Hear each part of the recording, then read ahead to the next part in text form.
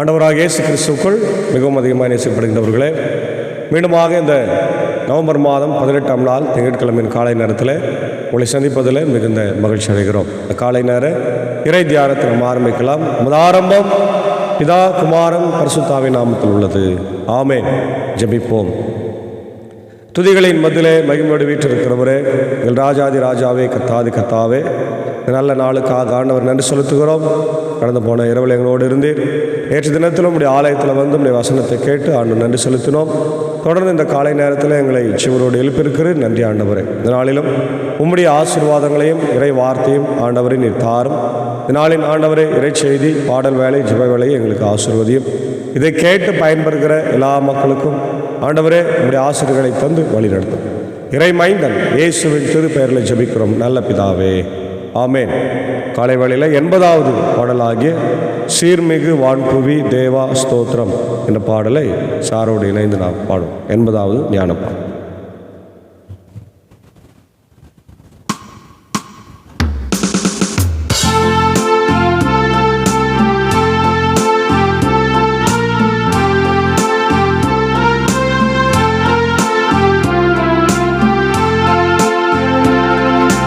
சீர்மிகுவான் புவி தேவா தோத்திரம், சேஷ்டிப்பு யாவையும் படைத்தாய் தோத்திரம். சீர்மிகுவான் புவி தேவா தோத்திரம், சேஷ்டிப்பு யாவையும் படைத்தாய் தோத்திரம். ஏர்குணனே தோத்திரம், அடியார்க்கிறங்கிடுவாய் தோத்திரம். மனேசா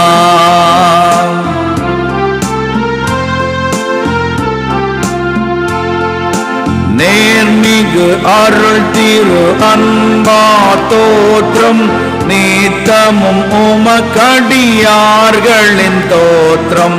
நேர்மிகு அருள் திரு அன்பா தோத்திரம், நீத்தமும் உமக்கடியார்களின் தோத்திரம். ஆர்மணனே தோத்திரம், உனது அன்பினுக்கே தோத்திரம். மனேசா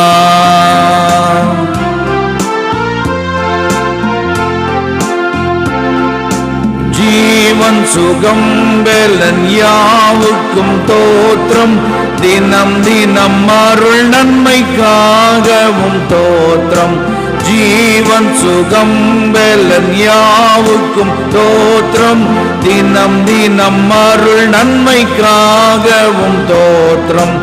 ஆவலுடன் தோத்திரம், உனது அன்பினுக்கே தோத்திரம். மனேசா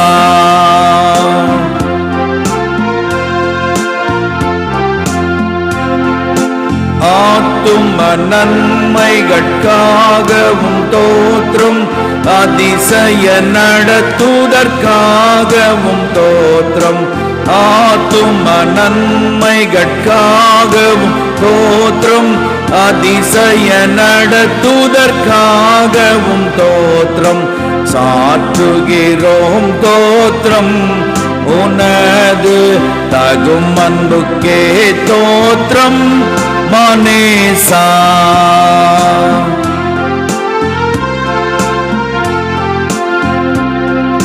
மாறா பூரண நேசா தோத்திரம்.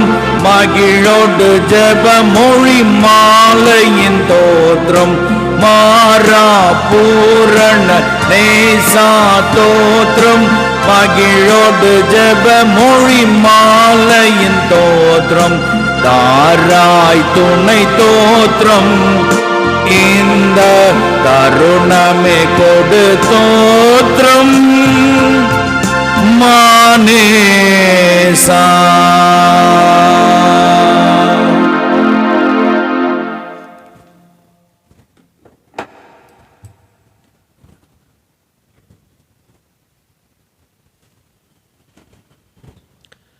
கிறிஸ்தேசுவில் மிகவும் அதிகமாக நேசிக்கப்படுகிறவர்களே, மீண்டுமாக உங்கள் யாவரையும் இறைமைந்தன் இயேசுவின் திருப்பெயரிலே இந்த காலை நேரத்தில் அன்போடு வாழ்த்தி வரவேற்றுக் கொள்கின்றேன். இந்த காலை நேரத்திலும் நாம் தியானிக்கும்படியாக தெரிந்து கொண்ட கடவுளுடைய வார்த்தை. அது சங்கீதம் 93.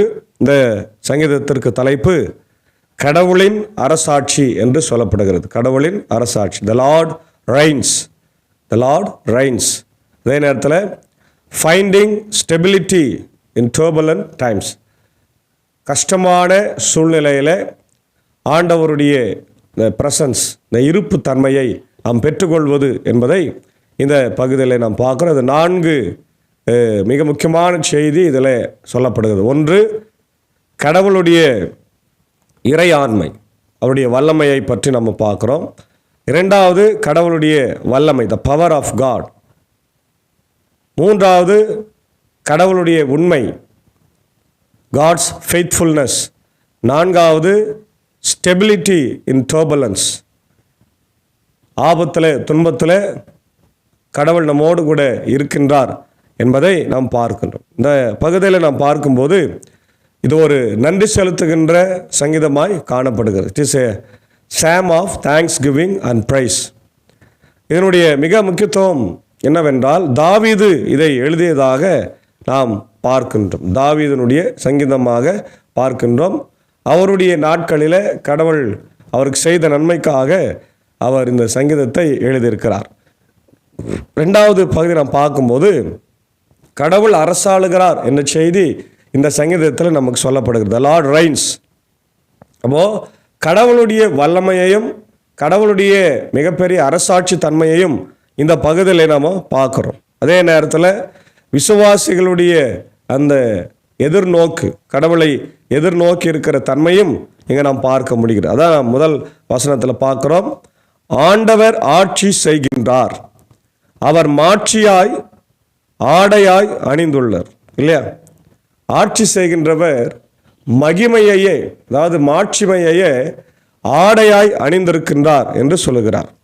இப்போ ஆண்டவர் வல்லமையை கச்சையாக கொண்டுள்ளார், பூ உலகை அவர் நிலைப்படுத்தினார், அது அசை உறாது என்று சொல்லுகின்றார். இல்லையா? கடவுளுடைய வல்லமை என்பது பயங்கரமாக இருக்கும். அவருடைய வல்லமையை நாம் யாரும் புரிந்து கொள்ளவே முடியாது. எல்லா சூழ்நிலைகளிலும் வெளிப்படும். எப்பொழுது அது அதிகமாய் வெளிப்படும் என்றால், நாம் கஷ்டத்தில், துன்பத்தில், துயரத்தில் இருக்கும்போது அது வெளிப்படும். பிரச்சனையில் இருக்கும்போது வெளிப்படும். இல்லையா? அதுதான் இந்த பகுதியில் சங்கீதக்காரன் ஆகிய தாவீது சொல்லுகிறதை நம்ம பார்க்குறோம். 2வது, கடவுளுடைய வல்லமை. இல்லையா? காட்ஸ் பவர் என்று நம்ம பார்த்தோம். 2 முதல் 4 வசனத்தில் கடவுளுடைய அந்த மிக சிறந்த பணிகள், God's mighty works and strength, அவருடைய மிக சிறந்த பணிகளையும் அவருடைய பலத்தையும் இங்கே காட்டுகிறது. அவருடைய அற்புதங்களையும் பலத்தையும், அவருடைய மிக சிறந்த பணிகளையும் அற்புதங்களையும் காட்டுகிறது. அதே நேரத்தில் ஆண்டவர் இயற்கையின் மேலையும் நாடுகள் மேலையும் அதிகாரம் உடையவராய் இருக்கிறார் என்பதை சங்கீதக்காரன் இங்கே சொல்லுகின்றார். அதை நம்ம இங்கே பார்க்குறோம். உமது அரியணை தொடக்கத்திலிருந்து நிலை பெற்றுள்ளது, நீர் தொன்று தொட்டு நிலைத்துள்ளீர். ஆண்டவரே, ஆறுகள் குதித்து எழுந்தன, ஆறுகள் இரைச்சல் இட்டன, ஆறுகள் ஆரவாரம் செய்தன. பெருவெள்ளத்தின் இரைச்சலையும் கடலின் ஆற்றல் மிகு பேர் அலைகளையும் விட ஆண்டவர் வலிமை மிக்கவர், அவரே உன்னதத்தில் உயர்ந்தவர் என்று சொல்லப்பட்டிருக்கிறது. அப்போ ஆண்டவருடைய வல்லமை, ஆண்டவருடைய மிகப்பெரிய ஆளுமை எல்லாம் இந்த பகுதியில் நமக்கு காண்பிக்குது. இப்போது பார்க்கணும், இயற்கை பேரழிவுகள் எல்லாம் பார்க்கும்போது நம்ம என்ன நினைக்கிறோம், இது தானாக நடந்துடுது. ஒரு புயல் வருது, அல்லது ஒரு மிகப்பெரிய நிலச்சரிவு வருது, பூமி அதிர்ச்சி வருது அப்படின்னா அது கடவுளுக்கு தெரியாமல் நடப்பதே கிடையாது. நிச்சயமாக கடவுளுக்கு தெரியும். ஆனாலும் கடவுள் அதன் மேலே கண்ட்ரோல் உடையவராய் இருக்கிறார். அதை அதிகாரமுள்ள ஆண்டவராய், அதை சீர்படுத்துகிறவராய், சரி செய்கிறவர். சில நேரத்தில் அதை ஆண்டவர் அனுமதிக்கிறவராகவும் இருக்கிறார். ஏனென்றால் ஆண்டவர் நம்ம மேலே வைத்திருக்கிற அந்த பாவம், ஆண்டவர் நம்ம மேலே வைத்திருக்கிற நம்முடைய பாவத்தின் மேலே வருகிற கோபத்தினால வருகிற விளைவு அன்றைக்கு இந்த தீர்ப்பை சொல்லுகிறதாக நம்ம பார்க்கிறோம். அடுத்தது 5வது பகுதியில் காட்ஸ் ஃபெய்த்ஃபுல்னஸ், கடவுளுடைய உண்மைத்தன்மை. அவர் எல்லா சூழ்நிலையிலும் நமக்கு உண்மை உள்ளவராகவே இருக்கிறார் இல்லையா? பாருங்க, God's faithfulness and steadfast love, அவர் உண்மைத்தன்மையையும் அவருடைய அன்பையும் நாம் இங்கே புரிந்து கொள்ள முடிகிறது. அதே நேரத்தில் காட்ஸ் ட்ரஸ்ட் அன்சேஞ்சிங் கேரக்டர், கடவுள் நம்ம மேலே அன்பாக இருக்கிறாரு. அவருடைய கேரக்டர் என்று சொல்லுகிற போது அவருடைய குணம் என்றைக்குமே மாறாததாக இருக்கு. அதான் சொல்றார், உம்முடைய ஒழுங்குமுறைகள் மிகவும் உறுதியானவை. ஆண்டவரே, என்றென்றும் தூய்மையே உமது இல்லத்தை அழகு செய். அவருடைய ஒழுங்குமுறை, அவருடைய தூய்மை எல்லாம் அவருக்கு ஆசீர்வாதமாய், அதாவது அவருக்கு அது புகழ் அஞ்சலி செலுத்துகின்றதாக இருக்கிறதாக நம்ம பார்க்கின்றோம். அதே நேரத்தில் எல்லா துன்பத்திலும் துயரத்திலும் அவர் மாத்திரமே நம்மோடு கூட இருக்கின்றார். அதான் நம்ம பார்க்குறோம். பாருங்க, காட்ஸ் ரெயின் பிரிங்ஸ் ஸ்டெபிலிட்டி. ஆண்டவருடைய ஆளுகை நம்முடைய வாழ்க்கையில் எல்லா விதமான ஆசீர்வாதங்களையும் நமக்கு கொண்டு வருகிறது. நோவா காலத்தில் நம்ம பார்க்கிறோம், உலகமே அழிந்து போனது. ஆனாலும் ஆண்டவரை நம்பி இருந்த நோவாவும் அவருடைய அருமையான மனைவி பிள்ளைகளும் காக்கப்பட்டார்கள். காரணம், கடவுளில் நம்பிக்கை வைக்கிறவர்களை ஆண்டவர் எந்த சூழ்நிலையிலும் இருந்து காப்பாற்றுவார் என்பதில் சந்தேகமில்லை. அதே போல இன்னைக்கு நம்முடைய வாழ்க்கையில் ஏற்படுகிற இல்லையா தனிப்பட்ட பிரச்சனைகள், personal struggles and global uncertainties, உலக பிரகாரமான வருகிற துன்பங்கள், துயரங்கள் இல்லையா, புயல், பஞ்சம், பசி, பட்டினி, ஆபத்து, விபத்து, நாசம், மோசம், வியாதிகள், பலவீனங்கள், கைவிடப்படல்கள், இவைகளில் எல்லாவற்றிலும் கடவுளுடைய ஆளுகையும் கடவுளுடைய உண்மைத்தன்மையும் கடவுளுடைய பாதுகாப்பும் நம்மோடு கூட இருக்கிறது என்று சொன்னால் அது உண்மையாகவே மிகையாகாது. அதனால் இந்த நாளில் ஆண்டவருடைய பாதுகாப்பு, ஆண்டவருடைய ஆசீர்வாதம், ஆண்டவருடைய வழிநடத்துதல் நிச்சயமாய் நம்மோடு இருக்கிறது. அவர் உலகத்தையே ஆளுகை செய்கிறவர். எல்லா நாடுகளுக்கும் அவர் ஆண்டவராக இருக்கிறாரு. இயற்கையின் மீது அதிகாரமுடையவராக இருக்கிறார். புதிய ஏற்பாட்டில் இயேசு ஆண்டவர் கடல் மேலே நடந்ததை நம்ம பார்க்குறோம் இல்லையா? காற்றையும் கடலையும் அதட்டினதை நம்ம பார்க்குறோம். ஒரு முறை சீடர்களும் ஆண்டவரும் படகுல போய் கொண்டிருக்கிற போது படகு மிகப்பெரிய அழிவை சந்திக்கிறது. கொந்தளிப்பு வருகிறது, கடல் கொந்தளிப்பு, புயல் காற்றெல்லாம் வரும்போது இயேசு ஆண்டவர் உறங்கி கொண்டிருக்கிறார். இவர்கள் பயப்படுகிறார்கள். இவர்களே எப்படியாவது அந்த பிரச்சனையை சரி செய்யலான்னு பார்க்குறாங்க. ஆனால் முடியல. அதுக்கப்புறம் கடலில் அந்த அலைகள் எல்லாம் பார்த்து பயந்து போய் ஆண்டவர் எழுப்புறாங்க. ஆண்டவர் உடனே வெளியே நிற்கிறார், சொல்கிறாரு, காற்றையும் கடலை இறையாதே, அமைதியாயிரு. இயற்கை கீழ்ப்படுகிறது. ஒரு நாய்க்குட்டி போல, ஒரு செல்ல குழந்தையை போல ஆண்டவருக்கு கீழ்ப்படுகிறது இயற்கை. ஆகவே நாம் தேவன் சர்வ வல்லமை உள்ள தேவன் என்பதை மறந்துடாது. It's the God of control over the nature. El Shaddai, God of very powerful. God is very powerful. அவர் நம்மோடு கூட இருக்கிறார். ரொம்ப வல்லமை உள்ள ஆண்டவராக இருக்கிறார். ஆகவே இந்த நேரத்தில் நாம் இயற்கையின் மேலே ஆண்டவர் அதிகாரமுடையவராக இருக்கிறார் என்பதை நாம் மறந்துருப்போம். ஸ்டெபிலிட்டி இன் டர்புலன்ஸ் இல்லையா? The gods rain brings stability. அதே போல் நம்முடைய வாழ்க்கையில் ஏற்படுகிற எல்லா பிரச்சனைகளுக்கும் அவர் பாதுகாப்பு தருகிறார். அதே நேரத்தில் நம்ம இந்த பகுதியில் புரிந்து கொள்ள வேண்டியது God's sovereignty, God's power, God's faithfulness, God's stability. ஆண்டவருடைய இறையாண்மை, அவருடைய வல்லமை, ஒரு உண்மைத்தன்மை, அவருடைய இருப்புத்தன்மை. அதே போல் இன்றைக்கு இந்த வசனங்களை கேட்டுக்கொண்டிருக்கிற அன்பான சகோதரன சகோதரியே, கடவுள் உன் வாழ்க்கையிலே ஆளுகை செய்ய வேண்டும் என்றால் நீ மனம் திரும்ப வேண்டும், அவரை அழைக்க வேண்டும். உன் வாழ்க்கையில் அவரை அழைத்த ஆண்டவரே என்னை ஆளுகை செய்ய என்று நீங்கள் கேட்குறோம். ஏசு ராஜா என்னை ஆளும் நேசா என்று பாடுகிறோமே, அந்த பாடலில் வருகிற வரிகளைப் போல நம்முடைய வாழ்க்கையில் நம்ம கேட்கணும். இப்போ இன்றைக்கி கேட்கப்படுகின்ற கேள்விகள் என்ன? முதல்ல, கடவுளுடைய அந்த இறையாண்மை உங்கள் வாழ்க்கையில் இருக்கிறதா? கடவுளுடைய வல்லமையை நீங்கள் உணர்ந்திருக்கிறீங்களா? கடவுளோடு கூட இருக்கிறார் என்பதை உணர்ந்திருக்கிறீங்களா என்ற கேள்வியை நம்ம இங்கே கேட்டு பார்க்க வேண்டும். அன்பானவர்களே, அதே போல் கடவுள் நம்மோடு கூட இருக்கிறார் என்பதை ஒரு நாளும் நீங்கள் மறந்துடாதீங்க. முக்கியமாக காட் இஸ் இன் சார்ஜ். கடவுள் எல்லா சூழ்நிலையிலும் சார்ஜ் எடுத்திருக்கிறார் இல்லையா? The powerful God, finding peace in God's reign. கடவுளுடைய ஆளுகையில் சமாதானத்தை நமக்கு தருகிறவராய் இருக்கிறார். ஆகவே தேவனுடைய பிள்ளைகளே, இந்த காலை நேரத்தில் ஆண்டவர் அரசாட்சி செய்கிறார்.